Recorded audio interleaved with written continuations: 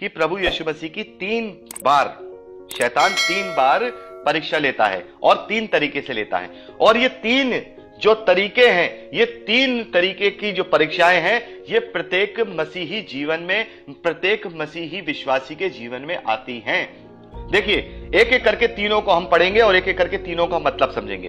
पहली परीक्षा 3 वचन में, तब परखने वाले ने पास आकर उससे यानी प्रभु यीशु मसीह से कहा, यदि तू परमेश्वर का पुत्र है तो कह दे कि ये पत्थर रोटियां बन जाएं। प्रभु यीशु मसीह उत्तर देते हैं 4 वचन में, लिखा है मनुष्य केवल रोटी ही से नहीं परंतु हर एक वचन जो परमेश्वर के मुख से निकलता है जीवित रहेगा। तो यहां पर जो पहली परीक्षा है वो प्रभु यीशु मसीह की शैतान क्या कर रहा है, हम सब जानते हैं। पहले वचन में पढ़ा कि प्रभु यीशु मसीह जंगल में थे और वो 40 दिन 40 रात से कुछ भी नहीं खाए हुए थे और वो भूखे थे।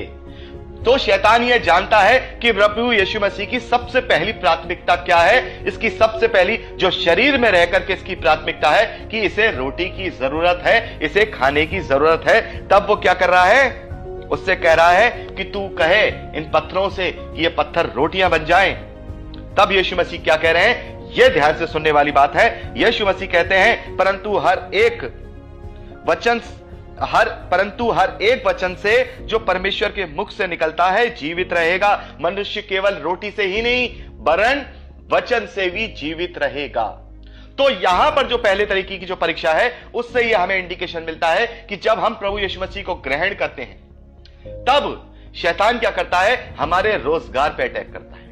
शैतान हमें आर्थिक परिस्थिति में डालता है, शैतान हमारे पीछे पड़ जाता है और यह सच्चे विश्वासियों के लिए होती है। मैं आपको बताता हूं, जब हम विश्वास में निर्बल होते हैं, जब हम विश्वास में कमजोर होते हैं, जब हम प्रभु यीशु मसीह में बढ़ रहे होते हैं, तब शैतान हम पे अटैक नहीं करता। तब हमें परमेश्वर की ओर से वो सारी चीजें, वो सारी आवश्यकताएं हमारे जीवन में आती हैं क्योंकि वो हमारे लिए जरूरी होती हैं। लेकिन जब परखने की बात आती है, जब हम प्रभु को पूरी तरह से अंगीकार कर लेते हैं, पूरी तरह से प्रभु यीशु मसीह को अपने हृदय में ग्रहण कर लेते हैं, तब शैतान हमारे जीवन के अंदर क्या करता है, उथल पुथल को मचाता है। तो ये प्रत्येक विश्वासी के जीवन के अंदर ये परीक्षा डाली जाती है शैतान के द्वारा कि वो हमारी आर्थिक परेशानियों को क्या करता है, बढ़ाता है, बहुत बढ़ाता है। हर एक आप इसको जो है एक्सपीरियंस कर सकते हैं। यदि आपने सच मायने में अपने जीवन के अंदर मसीह को ग्रहण किया होगा तो आपके जीवन में भी सबसे पहले उसने, शैतान ने क्या किया होगा, आपके जीवन के अंदर आपकी आर्थिक परेशानियों में डाल दिया होगा,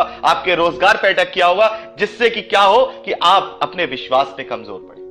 तो ये पहली तरीके की जो परीक्षा है, जो प्रत्येक मनुष्य की सबसे ज्यादा आवश्यक चीज इस धरती पर है, वो ये है, यदि उसका रोजगार उससे छिन जाता है, यदि उसके रोजगार पे कोई परेशानी या अटैक आता है तो वो तिलमिला जाता है और वो घबरा जाता है और अपने धीरज को खो देता है। तो यहां पर सबसे पहले परीक्षा को हमें समझना होगा। यदि हमारे जीवन में इस प्रकार की कोई परिस्थिति बन रही है और इसका मतलब यह है कि हम अब परमेश्वर के हैं और हम परमेश्वर के स्पेशल लोग हैं, जो कि शैतान हमारी परख कर रहा है और हमारे रोजगार पे क्या कर रहा है, अटैक कर रहा है। तो अपने मन में ये धीरज रखिए। रोमियो की पत्री उसका 8वां अध्याय और उसके 18वें वचन में पौलुस कहता है, आप इसको लिख सकते हैं, रोमियो की पत्री 8वां अध्याय 18वें वचन में जो पौलुस कहते हैं कि इस समय का दुख और कलेश, उस समय जो वो महिमा जो हमें मिलने वाली है उसके आगे कुछ भी नहीं है। तो हम एक दूसरे को शांति दें, हम अपने आप को शांति दें कि अगर शैतान हमारी परख कर रहा है तो कोई बात नहीं है, ये दुख और ये तकलीफें उस समय के आगे कुछ भी नहीं है जो महिमा हमें प्रभु यीशु मसीह के रूप में मिलने वाली है। और पौलुस कहता है तुम एक दूसरे को शांति दिया। तो पहली परीक्षा इस प्रकार से होती है कि वो हमारे रोजगार पे अटैक करता है, हमारी आर्थिक परिस्थितियों में जो है उथल पुथल लाता है ताकि हम अपने विश्वास पे कमजोर हो सकें। लेकिन यहाँ प्रभु यीशु मसीह कहते हैं कि मनुष्य केवल रोटी से नहीं परंतु हर एक वचन से जो परमेश्वर के मुख से निकलता है जीवित रहेगा। यदि हमारे जीवन का ये संसारिक जीवन किसी भी तरीके से दुख और तकलीफ में बीतता भी है तो कोई बात नहीं, हमारे लिए बहुत बड़ा प्रतिफल जो स्वर्ग में प्रभु यीशु मसीह के वादे के अनुसार रखा हुआ है, हम उसके अनुसार अपने आप को शांति दिया करें और ये कहा करें कि वो कलेश कुछ भी नहीं है, ये जो कलेश है ये कुछ भी नहीं है, ये जो दुख है ये कुछ भी नहीं है उस अनंत महिमा के आगे जो हमें मिलने वाली है। तो पहले तरीके की परीक्षा इस प्रकार से होती है। और दूसरी परीक्षा देखिए 5वें वचन से पढ़ रहा हूं, तब इब्लीस उसे पवित्र नगर में ले गया और मंदिर के कंगूरे पर खड़ा किया और उससे यानी प्रभु यीशु मसीह से कहा, यदि तू परमेश्वर का पुत्र है तो अपने आप को नीचे गिरा दे, क्योंकि लिखा है तेरे विषय में अपने स्वर्गदूतों को आज्ञा देगा और वे तुझे हाथों हाथ उठा लेंगे, कहीं ऐसा ना हो कि तेरे पांवों में पत्थर से ठेस लगे। तब प्रभु यीशु मसीह उसे जवाब देते हैं 7वें वचन में, यह भी लिखा है तू प्रभु अपने परमेश्वर की परीक्षा ना कर। तो यहां पर जो दूसरी बात आती है, जो दूसरी परीक्षा हमारे जीवन में आती है, जब हम पहली परिस्थिति से उसके जो आर्थिक मंदी की जो परिस्थिति होती है, जो शैतान के द्वारा परख होती है, उससे हम प्रभु यीशु मसीह के धीरज के द्वारा, वचन की शक्ति के द्वारा जब वहां से निकल जाते हैं, तब हमारे जीवन में क्या आता है, शैतान ऐसी परिस्थितियों को हमारे जीवन में लेके आता है कि हम घड़ी घड़ी परमेश्वर की परख करने लगते हैं कि परमेश्वर, हम तो तेरे जन हैं, हमने तो तेरे लिए इतना धीरज रखा, हमारे जीवन में तो इतनी सारी कठिनाइयां परेशानियां आई, फिर भी हमने तेरा विश्वास ना तोड़ा, अब हमारे जीवन में ऐसा क्यों नहीं हो रहा? अगर तू परमेश्वर है, अगर तू सच्चा परमेश्वर है तो हमारे जीवन में ऐसा होना चाहिए था, अगर तू सच्चा परमेश्वर है तो हमारे जीवन में वैसा होना चाहिए था। तो क्या करते हैं, शैतान हमें बरगलाता है कि हम परमेश्वर की परीक्षा करने लगे, हम क्या करें, परमेश्वर को परखने लगे। परखने का काम हमारा नहीं है, परखने का काम परमेश्वर का है। हम परमेश्वर को नहीं परखेंगे बल्कि परमेश्वर हमें परखेंगे, क्योंकि प्रभु यीशु मसीह कहते हैं कि वचन में लिखा है तू प्रभु अपने परमेश्वर की परीक्षा ना कर। तो हमें अपने परमेश्वर की परीक्षा नहीं करनी है, इस परिस्थिति में अपने आप को निकालना पड़ेगा। ये दूसरे तरीके की सेकंड लेवल की जो उसकी परीक्षा है, पहला लेवल उसने हमारी जिंदगी में बहुत सारी परेशानियां कठिनाई लाया, लेकिन दूसरा लेवल जब हम अपनी आत्मिकता में बढ़ चुके हैं, जब हम प्रभु यीशु मसीह के विश्वास में बढ़ चुके हैं, तब वो हमारे साथ क्या कर रहा है, तब वो हमें ऐसी परिस्थितियों में डाल रहा है कि हमारे दिमाग के अंदर उसको परीक्षा करने की बातें आ रही हैं कि परमेश्वर तू ऐसा है तो ऐसा क्यों नहीं हो रहा। तो ये दूसरे प्रकार की जो परीक्षा है वो इस प्रकार से हुई कि हम जो शैतान है हमें क्या करता है, परमेश्वर को परखने के लिए क्या करता है, प्रेरित करता है। तीसरी बात 8वां वचन, फिर इब्लीस उसे एक बहुत ऊंचे पहाड़ पर ले गया और सारे जगत का राज्य और उसका वैभव दिखाकर उससे कहा, यदि तू गिर कर मुझे प्रणाम करे तो मैं यह सब कुछ तुझे दे दूंगा। तब यीशु ने उससे देखकर कहा, हे शैतान दूर हो जा, क्योंकि लिखा है तू अपने प्रभु अपने परमेश्वर को प्रणाम कर और केवल उसी की उपासना कर। तब शैतान उसके पास से चला गया और देखो स्वर्गदूत आकर उसकी सेवा करने लगे। तो दोस्तों यहां पर क्या है, बहुत ही खूबसूरत तरीके से हम देखते हैं कि यहां पर क्या हुआ, शैतान उसे बहुत ऊंचे पहाड़ पर ले गया और पूरे जगत का वैभव दिखाता है, पूरे जगत का राज्य दिखाता है। तो इससे क्या पता चलता है कि शैतान के अंडर में ही इस धरती का जगत और वैभव और राज्य है। शैतान के अंडर में ही ये सारी चीजें हैं जो आज हम सोचते हैं, जो गलत तरीके से पैसा कमाने की सोचते हैं। तो ये शैतान क्या करता है, हम सोचते हैं ना कि ये तो परमेश्वर को मानता नहीं, ये तो परमेश्वर को जानता नहीं, फिर भी इसके पास इतना सारा धन दौलत है, इतनी सारी आशीष हैं। तो हमें समझना होगा परमेश्वर की ओर से ये आशीष नहीं है, ये शैतान के पास ये सारा धन दौलत, ये सारा वैभव, ये सारी चीजें हैं। ऐसा नहीं है कि परमेश्वर हमारी चीजों को, आवश्यकताओं को पूरा नहीं करता, लेकिन जब परमेश्वर की ओर से होती हैं तो वो आशीष की चीजें होती हैं। पता चल जाता है कि ये शैतान की ओर से है या परमेश्वर की ओर से है।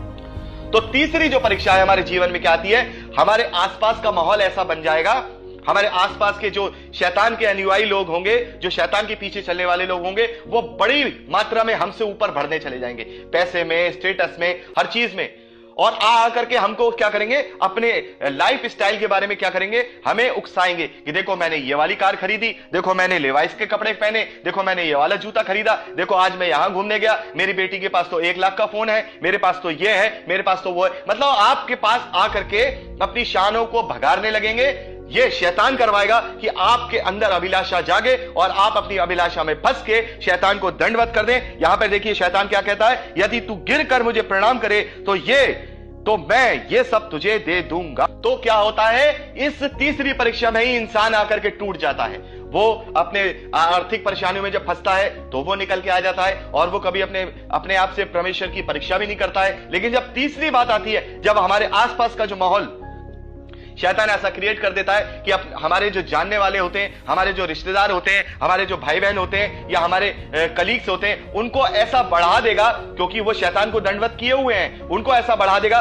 कि वो आकर को आपको नीचा दिखाएंगे और अपने आप के अंदर आप क्या करेंगे, अपने आप को नीचा फील करेंगे और तब आपको गुस्सा आएगा और तब आप क्या करते हैं, बहुत से लोग शैतान की इस परीक्षा को समझ नहीं पाते और वो उसे झुककर प्रणाम कर देते हैं। लेकिन यहां पर यीशु मसीह क्या कहते हैं? यहां पर यीशु मसीह कहते हैं, दूर हो जा शैतान, मेरी नजरों से दूर हो जा। और उस वक्त जब वो जगत का वैभव हमारी आंखों के सामने वो लेकर आए, जब वो जगत का वैभव ला करके हमें भड़काने की कोशिश करे, तब हमें अपने मन से और जोर से उस शैतान को चिल्ला करके कहना है, दूर हो जा शैतान हमारी नजरों से, ये सब तो शैतानी चीजें हैं, मुझे नहीं चाहिए, ये तो अभी 50-60 साल में खत्म हो जाएंगी, जब तुम मर जाओगे, जब तुम बुढ़े हो जाओगे तो ये सारी चीजें धरती पर रह जाएंगी। लेकिन मैं उस अनमोल खजाने को अपने साथ लेके जा रहा हूं जो प्रभु यीशु मसीह का वचन है। वो खजाना मेरे उस घर में काम आएगा जो घर प्रभु यीशु मसीह ने मेरे लिए स्वर्ग में तैयार किया है। यूहन्ना का सुसमाचार उसका 14वां अध्याय,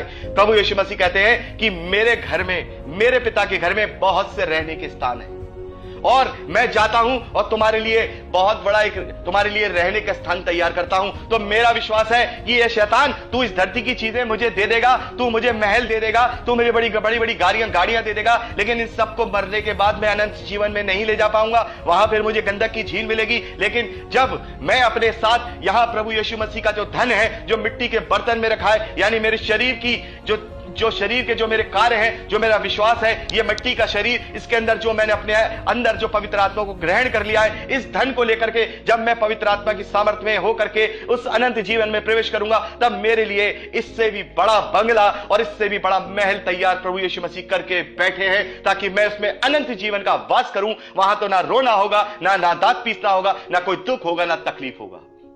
तो ये आप अपने आप को भी समझाइए और दूसरे से भी कहिए कि कोई बात नहीं, तुम भी अपने जीवन को बदलो, इन चीजों के पीछे मत पड़ो। और देखिए 11वां वचन बड़े ध्यान से सुनिए, तब शैतान उसके पास से चला जाता है और स्वर्गदूत आकर उसकी सेवा करने लगते हैं। यानी तब सारी परीक्षाएं पूरी होने के बाद प्रभु यीशु मसीह की सेवा करने लगते हैं। यानी कि उसकी सारी आवश्यकताएं जो थी, उस वक्त प्रभु यीशु मसीह को भूख भी लग रही है, खाना भी खिलाया होगा, किसकी सेवा करने लग रहे हैं स्वर्गदूत? प्रभु यीशु मसीह की।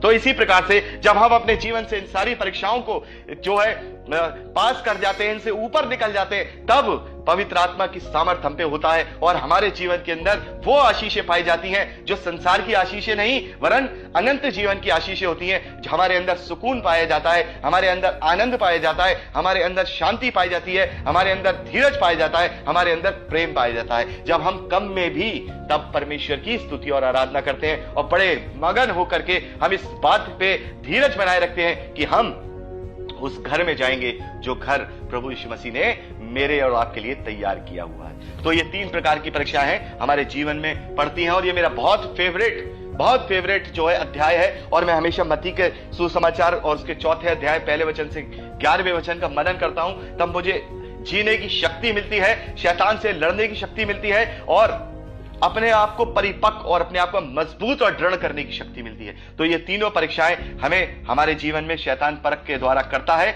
हमें बचना होगा, मुझे और आपको बचना होगा। यही तीसरा और सबसे इंपॉर्टेंट कारण है जो प्रभु यीशु मसीह की परीक्षा होती है, ताकि हम उस परीक्षा से सीख करके अपने जीवन को परमेश्वर के ग्रहण योग्य बना सकें।